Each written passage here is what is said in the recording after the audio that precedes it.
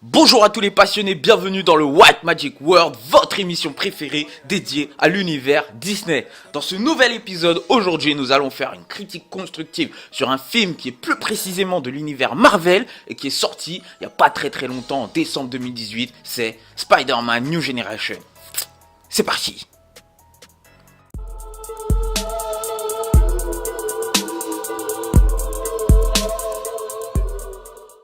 Spider-Man New Generation, donc comme je vous disais, c'est un film Marvel qui est sorti en décembre 2018, donc il n'y a pas très longtemps, et donc c'est un film qui est d'un nouveau type chez Marvel, mais surtout chez Spider-Man. Pourquoi? Parce que déjà, c'est un film d'animation, donc ça fait longtemps qu'au cinéma, Marvel nous avait pas servi un film d'animation, mais surtout, c'est que c'est aussi en fait un Spider-Man d'animation. Alors ça au cinéma, ça s'était jamais vu, en tout cas à ma connaissance, parce que même quand tu reviens en arrière, il y a déjà assez longtemps, même les premiers Spider-Man, je sais pas, des années 60-70 qui sont sortis, c'était des live action. Donc là, c'est un peu le premier Marvel Spider-Man qu'on a au cinéma, en animation 3D.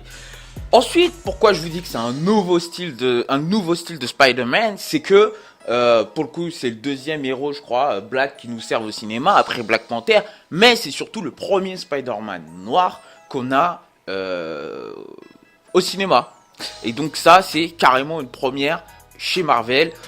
Parce que sinon avant on n'avait pas en fait de Spider-Man noir. Tous les autres Spider-Man, peu importe qu'ils étaient tous blancs. Et là, c'est la première fois qu'on a un Spider-Man, pas seulement noir, mais autre chose que blanc. Parce que Miles Morales, quand tu te rends compte, il est un peu métissé, tu vois. Parce qu'il est, il est afro-américain, mais en même temps, il est hispano-américain, puisque sa mère est hispanique. Donc voilà. Pour vous parler un petit peu de l'histoire, je vais essayer de le faire avec le moins de spoilers possible.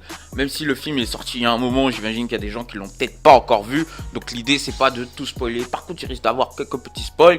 Faites un peu attention. C'est l'histoire d'un jeune homme qui s'appelle Miles Morales, donc comme je vous disais afro-américain de son père et hispano-américain de sa mère, qui en fait est plutôt dans l'univers hip-hop, etc.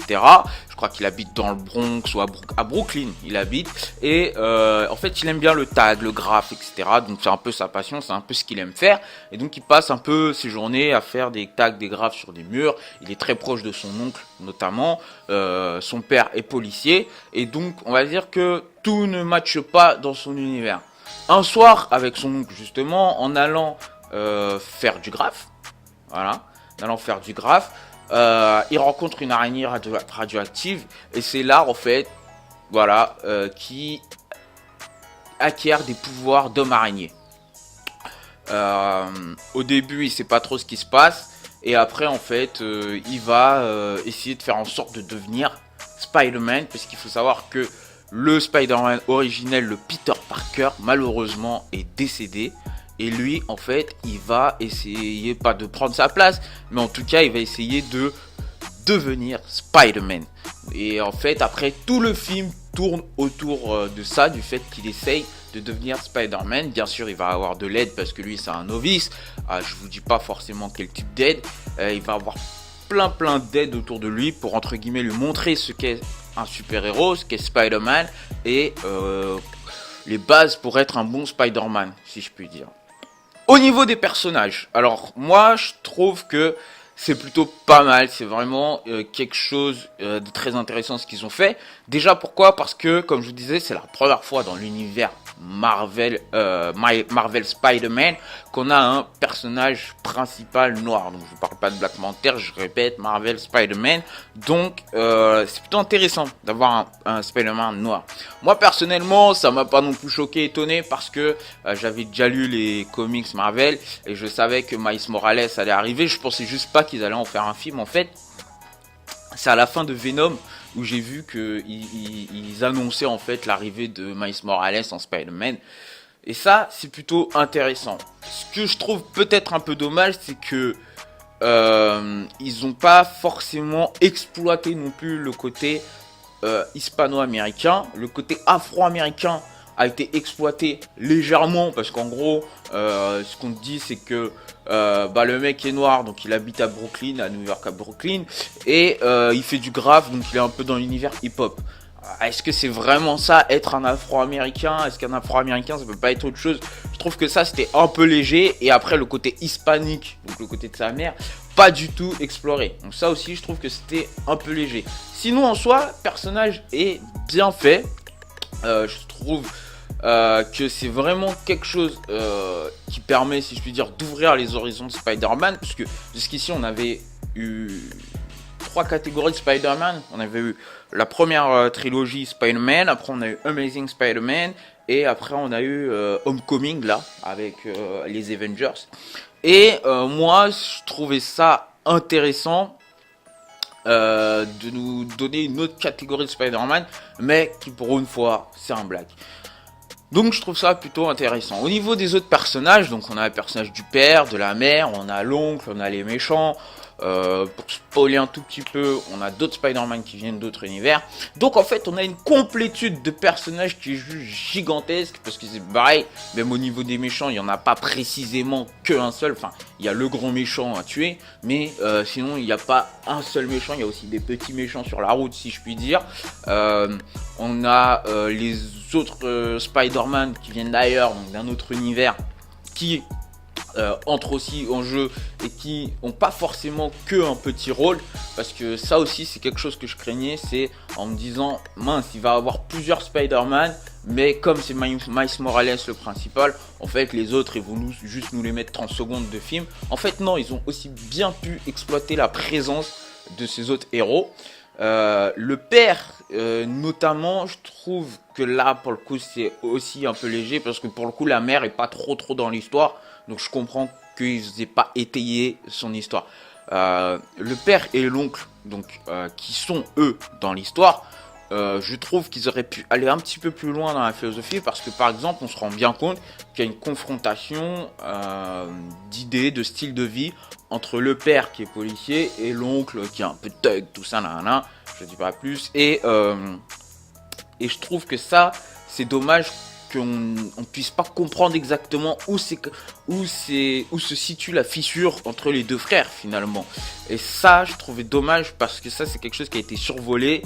Bien sûr, au final, tu finis par comprendre qu'il y a eu une fissure pour cette raison, mais tu comprends pas où elle se situe. Tu sais pas si ça se situe quand ils étaient enfants, quand ils étaient adolescents, quand ils étaient adultes. T'en sais rien du tout. Voilà, donc ça, je trouve que c'est dommage. C'est vraiment dommage. Voilà. Mais sinon, en soi, les personnages je trouve qu'il y a beaucoup de personnages et que dans la globalité, tous les personnages sont assez bien exploités dans le film Spider-Man New Generation. Au niveau de la réalisation, ce que je peux dire, c'est après vous me direz, c'est peut-être parce que je suis noir aussi, on va pas se mentir, il y a aussi ce côté. Mais je pense qu'ils auraient pu nous faire Spider-Man New Generation en live action comme ils ont fait Black Panther. Parce que Black Panther, en plus, c'est un Marvel qui a très bien marché à travers le monde. Donc je me dis que faire un Spider-Man noir en live action, ça aurait ici cartonné du feu de Dieu. Bien sûr, celui-là, il a cartonné, donc c'est bien. Mais pourquoi ils nous l'ont fait en animation 3D ? Je trouve que c'est dommage, parce que le seul Spider-Man afro-américain de l'histoire du cinéma Marvel est en animation 3D. Donc moi je trouve ça dommage, tu vois, parce qu'ils nous ont quand même fait 3 batteries de Spider-Man différentes et c'était tous des live action, tu vois. Et comme par hasard, nous on a le droit à un film d'animation 3D, donc c'est un peu dommage, tu vois. Je trouvais ça un peu dommage, surtout que ça aurait donné une vraie autre dimension à Spider-Man, puisque là c'est vrai qu'en faisant d'animation 3D, t'as plutôt l'impression que c'est un truc bis qu'on met de côté vite fait, quoi, tu vois. Ça fait un peu mal, si je puis dire, à mon ego personnel, et ayant discuté de ça avec d'autres personnes de mon ethnie, si je puis dire, c'est vrai que ça nous fait un peu mal à l'ego personnel. Après, on peut se relever avec Black Panther pour comparer. Mais je trouve ça quand même dommage que le New Generation ait été en cinéma d'animation 3D. Donc ça, c'est juste pour ça. Après, au niveau de la réalisation globale, donc si on rentre dans le fait que c'est un film d'animation 3D, c'est génial. C'est génial. C'est grave bien fait.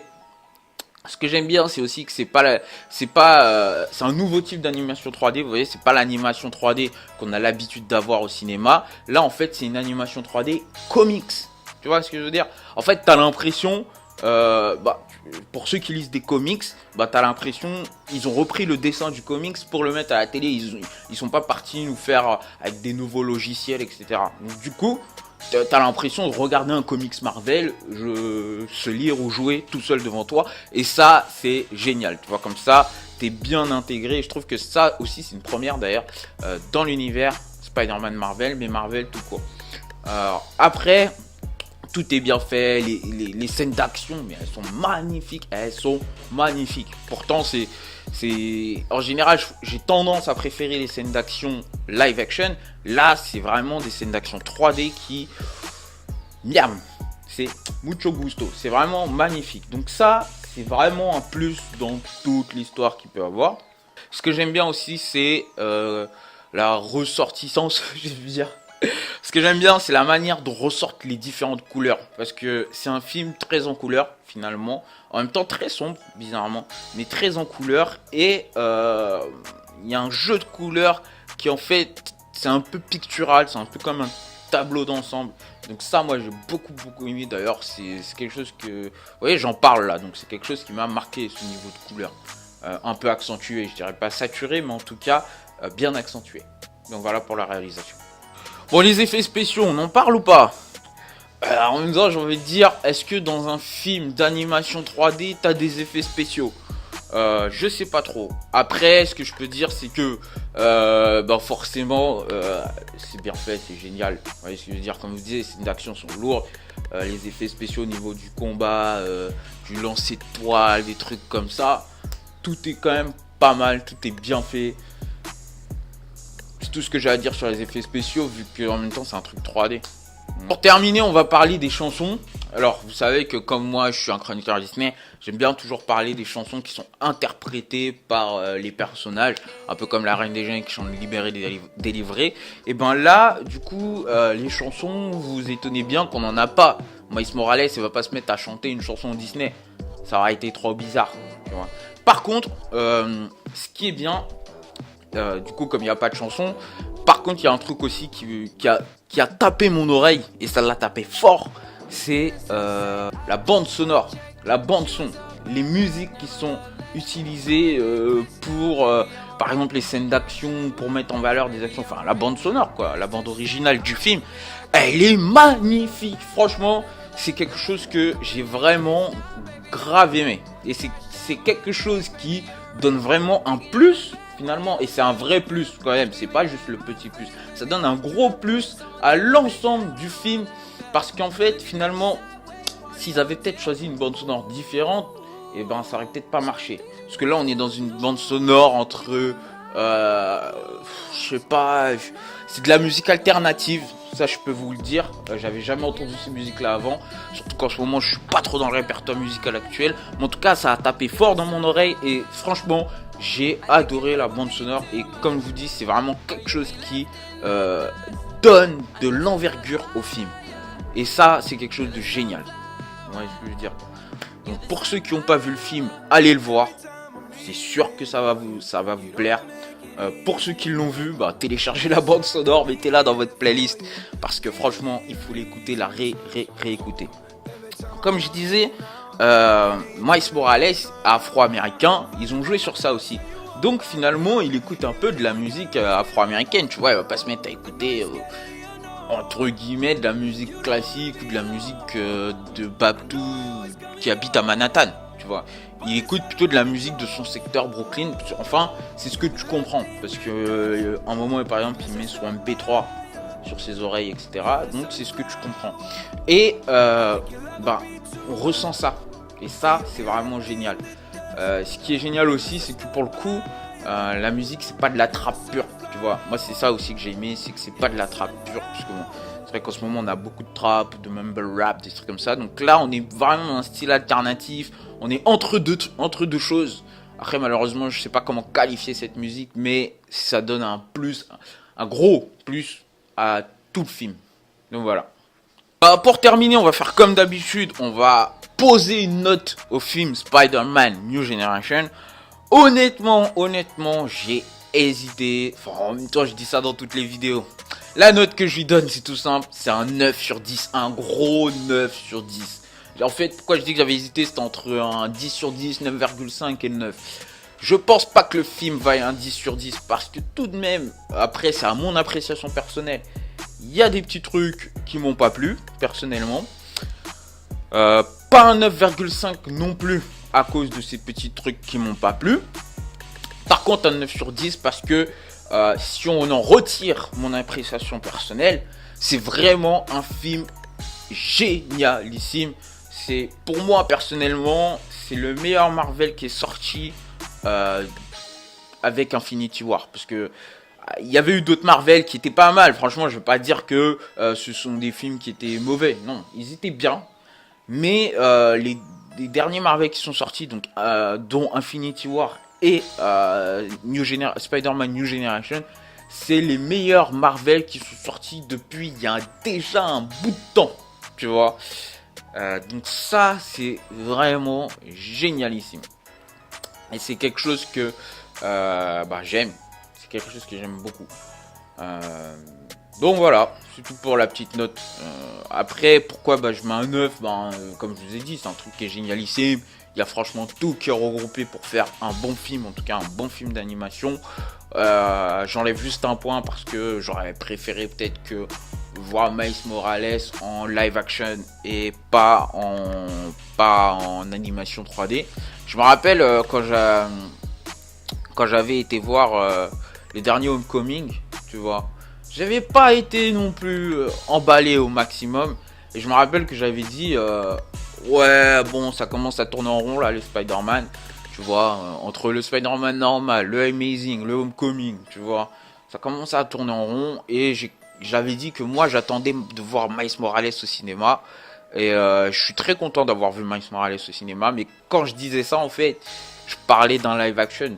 Tu vois, je voulais voir voilà. Ça, j'ai pas été servi dessus, c'est pour mon ego personnel, je suis gentil parce que voilà, j'enlève quand même un point. Mais sinon, en vrai, je pense que ça vaut peut-être bien plus. En tout cas, dites-moi ce que vous en pensez dans la description, non pas dans la description, en commentaire. En parlant de ça, lâchez un pouce bleu, abonnez-vous à mon Instagram, faites ce que vous avez à faire, c'est-à-dire abonnez-vous. On se retrouve dans la prochaine vidéo et n'oubliez pas que rêver, c'est changer le monde. Alors, n'hésitez pas à rêver.